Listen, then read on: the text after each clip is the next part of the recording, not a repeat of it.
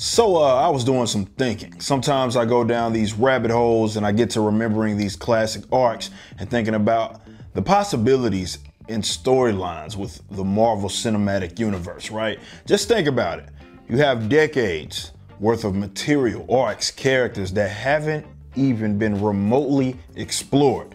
You have to admit it, it has to be a pretty sweet gig to be a part of that process of bringing like those comics to life with a booming and intriguing universe. So think about this. If you consider the events from like the Thanos quest to the Infinity Gauntlet to the Infinity War, there are a lot of things that have transpired, right? And a lot of characters that play a role in that. And we have not even begun to scratch the surface of those endless possibilities. So hear me out on this. What if Thanos just keeps winning? I'm not 100% sure on what the intentions are with the Marvel Cinematic Universe. I don't do a whole lot of digging because I don't want to spoil it for myself. But there seems to be an initiative, right, to get new characters in there and maybe even swap some of the current Avengers out. I'm a little bit indifferent on that idea because I do feel like some people or some characters could be replaced and others I think should remain. But there's a lot that goes on into that, especially when we talk about like contractual obligations and the desires of these actors and actresses.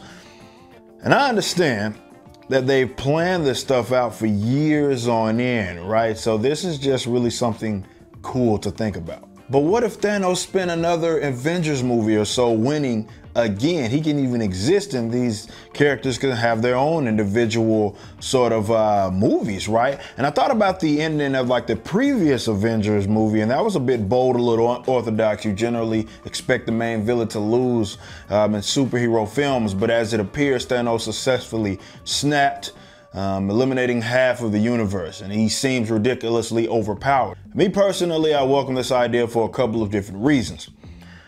When it comes to Thanos' first few initial defeats, right, the things that made this character who he was, the core characters that were part of his demise have not even been introduced. Mar-Vell, Adam Warlock, for example, they should rightfully be a part of this universe if Thanos is to lose. One of them, to me, are owed that honor, if you ask me. And of course, they sort of alluded to Adam Warlock existing when you consider the end of, I believe, Guardians of the Galaxy 2. But it's not just with that.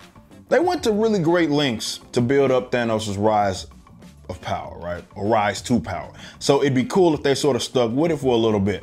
There's still elements of Thanos that hasn't even been introduced. Where's Eros? Where's Mentor? Where's Kronos? Where is Mistress Death, of course, who is the reason he's on this mission in the first place? I think it would be criminal to not include them in part of the storyline, right? For Christ's sakes, we haven't even got Silver Surfer, man. So there's a lot of untold stories that I think would make for some cool cinematics. This is their opportunity to flip the universe on its head when you consider the Infinity Gauntlet, the Soul Gems, and all that they are capable of together.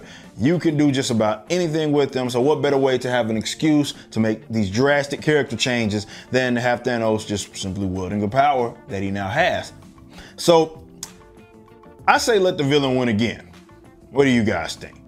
We can at the very least agree that Carol Danvers has no business defeating Thanos. Marvel, I swear to God.